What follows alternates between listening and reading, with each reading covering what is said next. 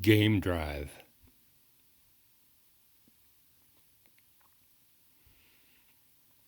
A basket maker rock art complex, Mill Creek Canyon, Moab, Utah.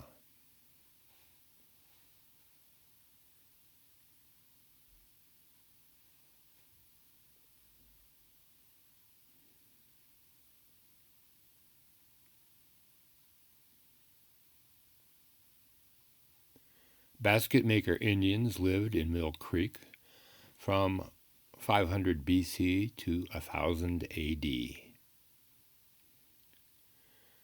They used this 2-mile stretch of the canyon to trap herds of desert bighorn sheep.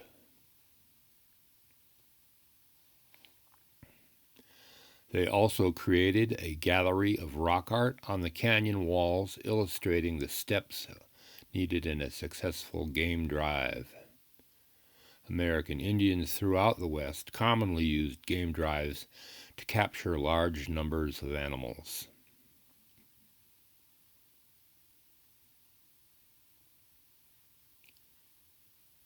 Bighorn sheep were common in the West before they were almost wiped out by European sheep diseases, firearms, and cattle grazing.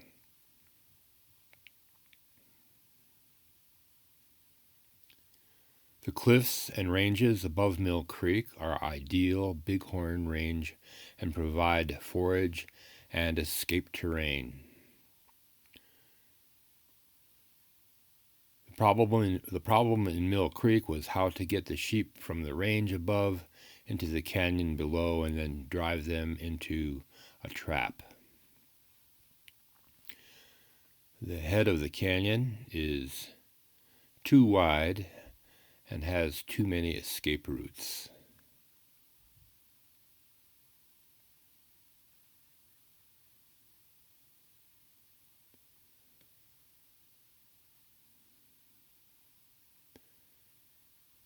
Moving downstream, the canyon becomes deeper and narrower.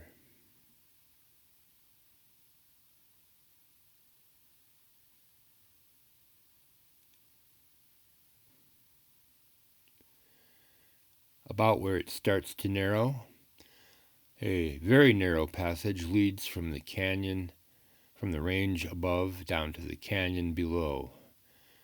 That little draw right there. And that is where the sheep probably, naturally, came down off the mesas to drink. Across from this pass is the first large rock art panel in the canyon.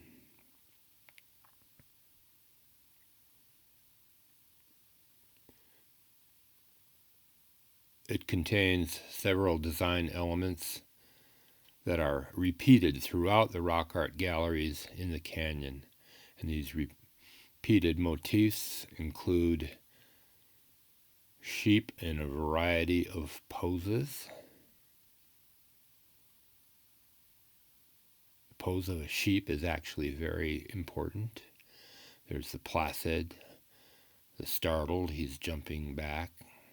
There's a panicked sheep who's running. There are human figures, often referred to as anthropomorphs in archaeology. Once again, postures, the arms down, the arms up, and hand holders. These are all elements that get repeated later on. I'll discuss them as we go along.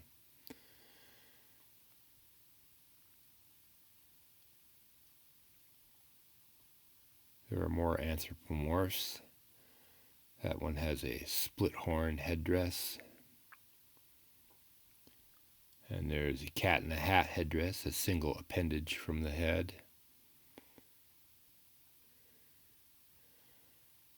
The linear elements that appear on this panel, I call this the wilderness panel, by the way, include spirals, gates or fences,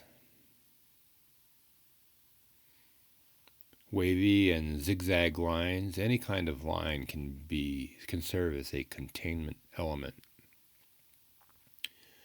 This symbol here, with the segmented foot and tined toes, represents a lion's track or predator's track. Lions, along with people, are the most successful sheep hunters in the Canyonlands. So having lion power would be a good thing to have on your magic panel. This sheep has a lion track attached to its tail. Combining elements of the hunter and the prey in a single image is a common basket maker motif.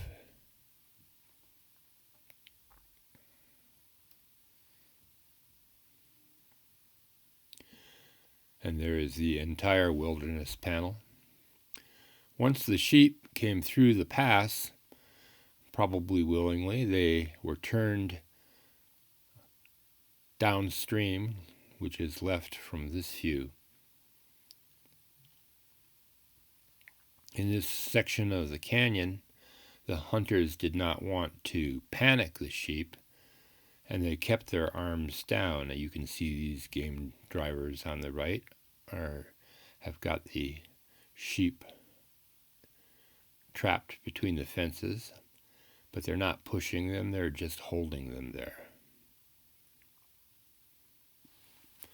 The hunters begin to raise their arms and drive the sheep between the fence lines and the handholders when the canyon starts to narrow.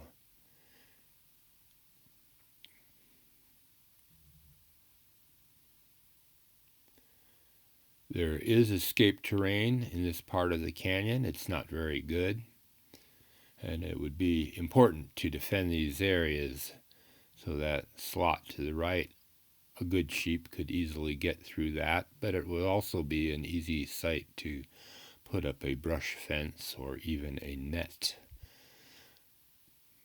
There are significant panels on either side of this escape terrain.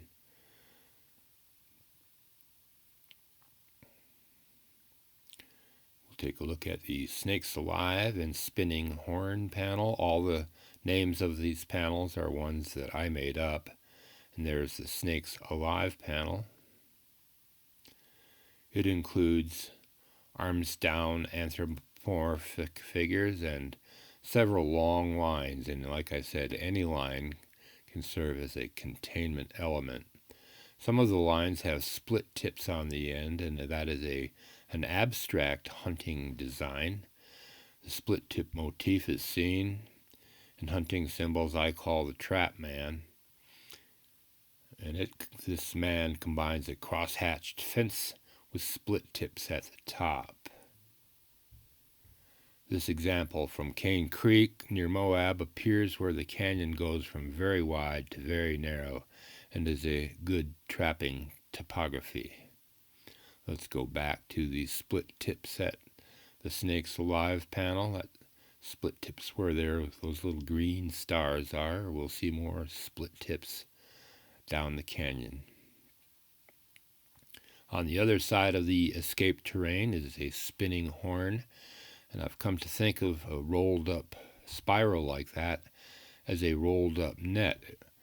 It was common to create nets that were tailored to a site and then unrolled, and this would make this a combination again of the hunter, the net, and the prey, the sheep, or in this case the spirit sheep. He wasn't actually the one who was hunting, he was the one who was giving everybody away. Further downstream, here come the sheep through Ambush Alley. Snakes Alive and Spinning Corner are around that Spinning Horn are around that corner on the right there. As the canyon entrenches, the amount of rock art, its intensity, and its activity all increase. Most of the rock art is on the left-facing wall, on the left wall facing south in this part of the canyon. It switches over to the other side of the canyon in a few hundred yards. The humans become more animated. The sheep become more agitated.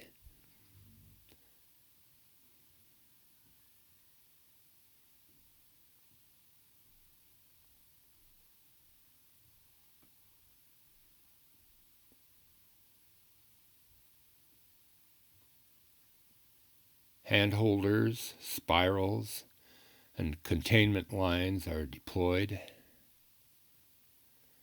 So fences, corrals, nets, game drivers, all showing up in force here.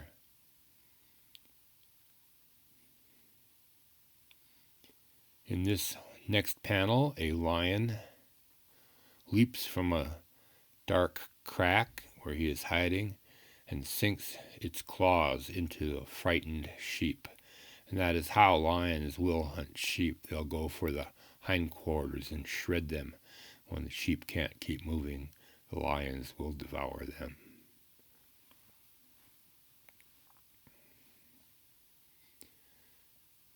As the sheep come running past this small alcove on the left, the game drivers and their dogs come pouring out from behind them. They had been hiding in that cove, and when the sheep come past, the dogs come out. The panel is full of lion tracks and sheep tracks. There are 13 of those predator tracks on this panel where that choke point exists. Right across the canyon from there is a glyph that I call the bag, and here the sheep has run into the trap. Wavy lines form the containment. You can see it's closed at the bottom, open at the top, and at the top, note the split tip lines. Most rock art in basket maker times was representational, but this is definitely an abstract formation, but I see it so often in hunting panels.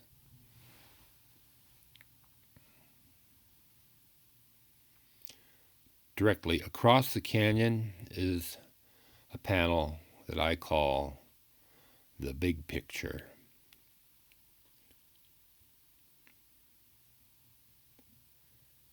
From this point, there is no escape terrain in the canyon, and containment is complete. This panel, with its many linear elements, reflects that containment. A central figure in the panel is a short-eared, long-tailed animal, undoubtedly a lion, and he is near the highest intensity of linear designs and triangles, containment elements. Across the canyon from him, a lion dominates another panel. I call him a lion. He has a long tail, short ears. He is directly across the canyon.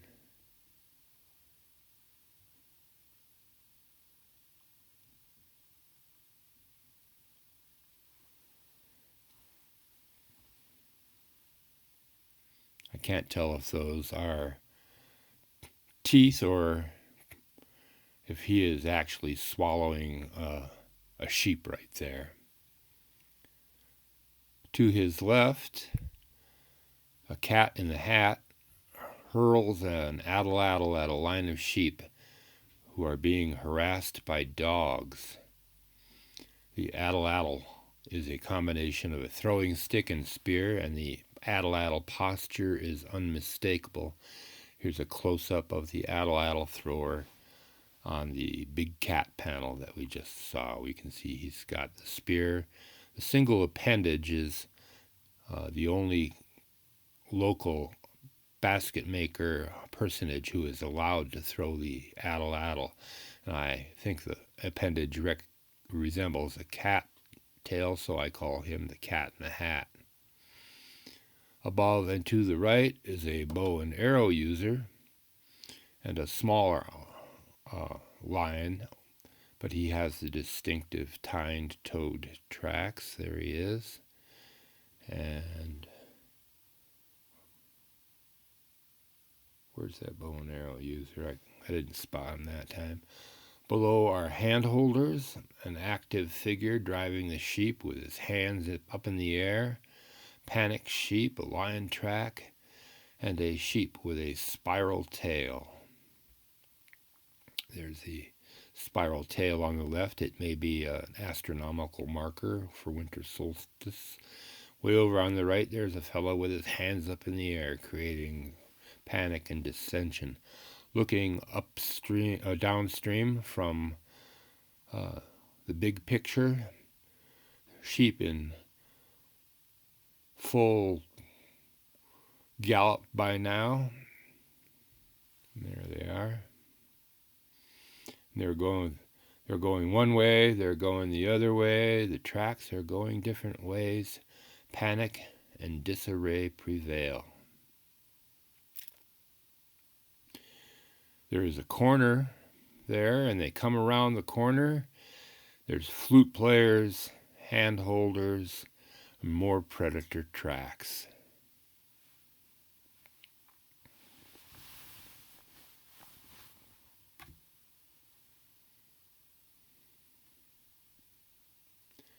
A little further on, there's a panel with several flute players. Here we see 3 of them. The flute players do not appear in the canyon in any force until the big cat panel, and after that, they're all over the place. Here's a cat in the hat throwing an ATLATL at a line of sheep right there. The canyon continues to narrow, and at the narrowest part of the canyon, the trap slams shut.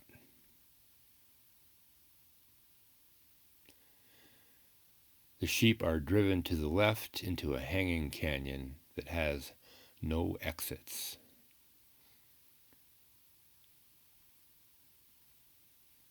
There's the hanging canyon. There actually are 2 small exits, but they would be easy to seal off. They would run the sheep up a ramp there, I call the trap door, and into that deep cleft on the left. Right across from that hanging canyon, an elaborate trap man watches, and he has a cross-hatched lines like a fence and the split tips, but very wild-looking split tips. Next to him, there are several glyphs inside a nearby crevice. And there is a cat looking over its shoulder. It has tined toes, short ears, and it's looking a long tail, and it's looking out the crack at the game drive site down below.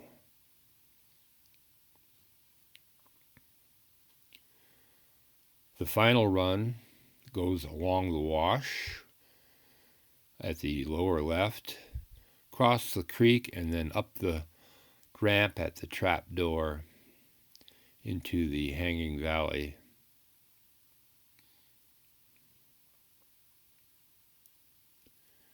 The canyon is quite narrow, and it would be easy to funnel the sheep into that side canyon on the left, here where the creek takes a turn.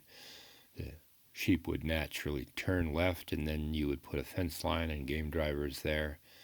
And the last panel in the canyon is on the wall just past the entrance to the trap.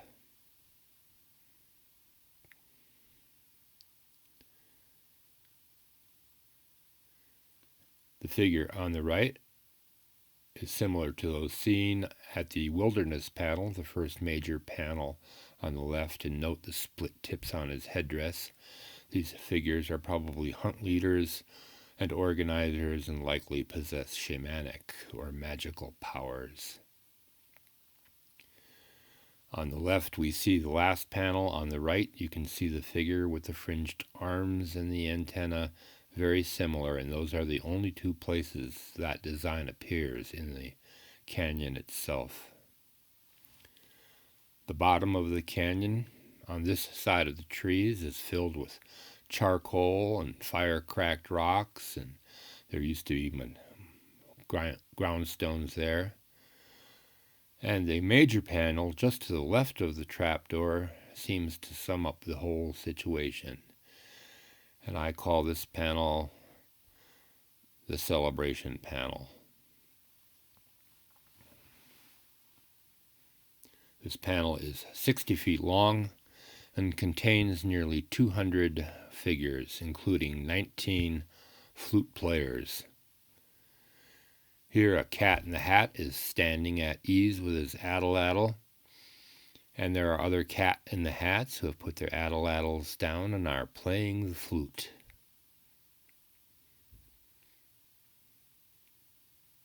It must have been a successful hunt, because they are carrying on.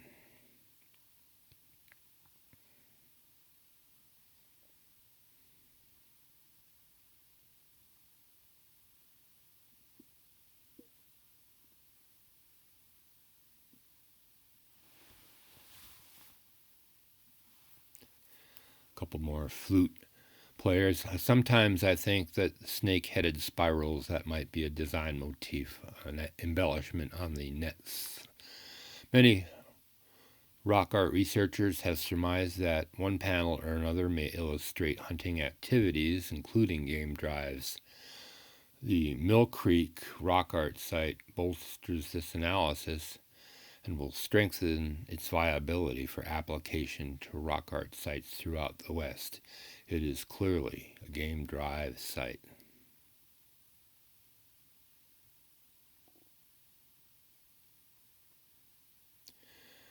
Took me 10 years to figure this out. That's where I had to work. Pity me.